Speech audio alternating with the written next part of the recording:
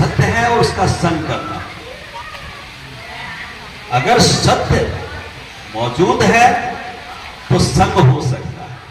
किसी का संग करने के लिए मां निवेदन कर चुका है परम पूज्य शर्मा जी, ये भी सतगुरु का आशीर्वाद प्राप्त किया रहे हैं।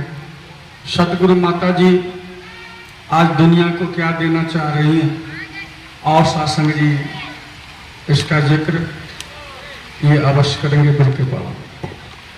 और तत्पश्चात परम पूजनीय बहन गीतांजलि जी जो बोरी से है, ये भी बच्चे एक भजन की कृपा करेगी, बड़ी कृपा। सत्संग जी प्रेम से कहिए धन्यवाद जी। और सत्संग जी ये सत्संग का कार्यक्रम हो रहा है इतना विशाल रूप में, सत्संग कह रहे हैं और संसार में भी ऐसे कार्यक्रम होते हैं उनको भी सत्संग कहा जाता है। कहीं पर व्याख्यान होता है, कहीं पर कोई चर्चा होता है, कथा होता है, उसको भी सत्संग कहते हैं। लोग उसको उस बात को मान लेते हैं कि ये भी सत्संग है, ये भी सत्संग है। कभी विचार नहीं किया, शब्द का विचार नहीं किया। सत्य और संग, सत्य है और उसका संग करना। अगर सत्य मौजूद है तो संग हो सकता है। किसी का संग करने के लिए, मां का संग करने के लिए मां का उपस्थिति अनिवार्य होगा। पिता का उपस्थिति, पिता का संग करना है तो पिता का उपस्थिति जरूरी है। अब देखें कि जहां पर चर्चाएं हैं, मैं ये नहीं कहता हूं सत्य की चर्चा है, ग्रंथ शास्त्र बीच में आप चेंज करके हट जाना, यहाँ से पीछे वाले को डिस्टर्ब होता है। लेकिन सत्संग का नाम क्या है? सत्य। कहीं जो ऋषि महर्षियों ने अनुभूति किया सत्य की और उनको लिख दिया ग्रंथों में, उसकी चर्चा करके हम भी उसको कहते हैं सत्संग। ये सही है क्या? विचारने की बात है। तो सत्य क्या है इसको जानना पड़ेगा और फिर उसका संग करना पड़ेगा, तभी सत्संग होगा। अगर हम सत्य को नहीं जानते, सत्य की पहचान नहीं है और फिर संग किए जा रहे हैं तो कहीं ना कहीं रास्ता सही नहीं है। इसलिए सत्य को पहले जानना समझना पड़ेगा। सत्य क्या है? महात्माओं ने अभी कहा कि सत्य अपरिवर्तनशील है, परिवर्तन नहीं होता है, अजन्मा है, ये बनता बिगड़ता नहीं है, अकाल है। अनेक नामों से सत्य को कहा गया और ये सत्य हर जगह है। पूरे संसार में ये सत्य समाया हुआ है। ईशावासिदम सर्वम यत् किं जगत्याम जगत तेन त्यक्तेन भुंजिता मां यद् कस्य धनम। ये वेद का पहला मंत्र। रामायण में भी बाबा तुलसी ने कहा कि हरि व्यापक सर्वत्र समान। हरि कहते हैं कि हर जगह जो मौजूद हो।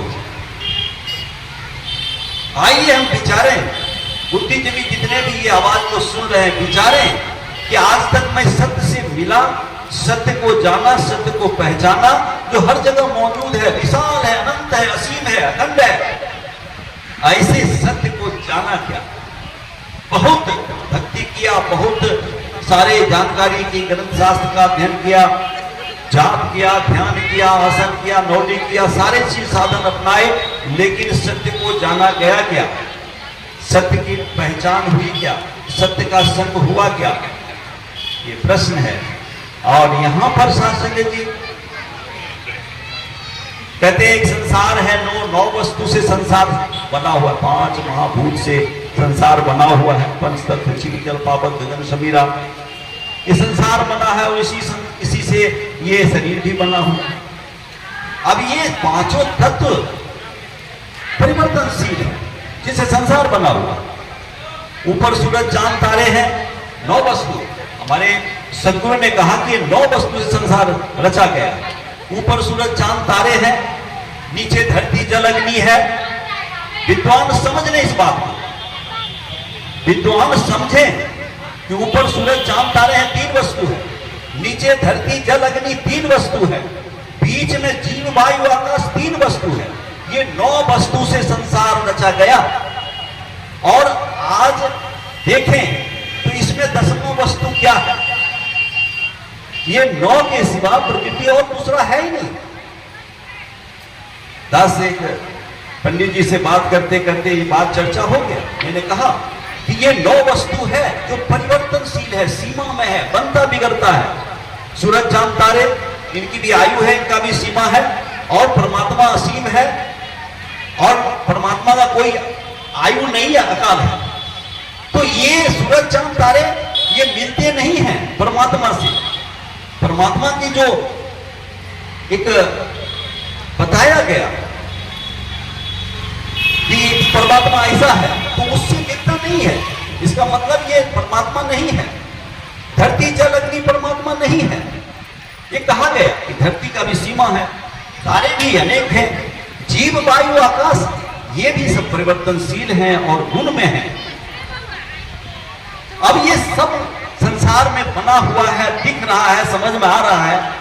अब इसके बाद जो 10वां है, जो सबको धारण किए हुए है, सबको धारण किए हुए, इसके रहने से ये संसार गतिशील है। जिस चेतनता से संसार गतिशील है, सूरज अपने जगह पर तपता है, पृथ्वी दौड़ रहा है, ग्रह दौड़ रहे हैं, उपग्रह दौड़ रहे हैं, सब दौड़ लगा रहे हैं अपने धुरी पर। आज तक 1 इंच का फर्क नहीं हुआ। कौन इसको चला रहा है? विचारे, ये 9 वस्तु से संसार बना हुआ है। 10वां जो धारण किया हुआ है, जैसे शरीर को आत्मा धारण किया हुआ है, ये आत्मा और संसार को जो धारण किया वो परम शक्ति, ये शक्ति कौन है? विद्वान अगर ढूंढ लें तो ठीक है, नहीं तो निरंकारी सदगुरु का दरबार खुला हुआ है।